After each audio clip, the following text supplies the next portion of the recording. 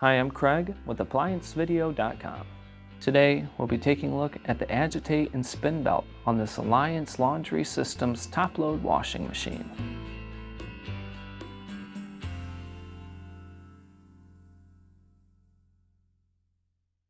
Stop. Before beginning any repair, always be sure to disconnect the power to the appliance. It is also recommended to test the outlet for the proper voltage. Remember to also turn off the water.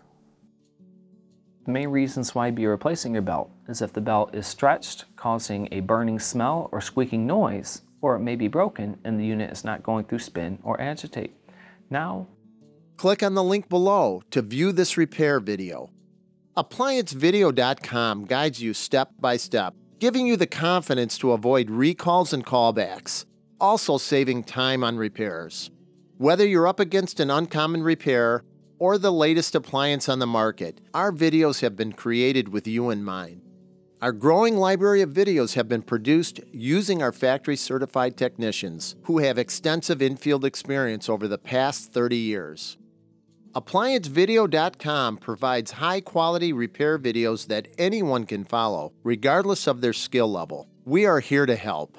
Click on the link below to view this repair video and let us help you do it right the first time.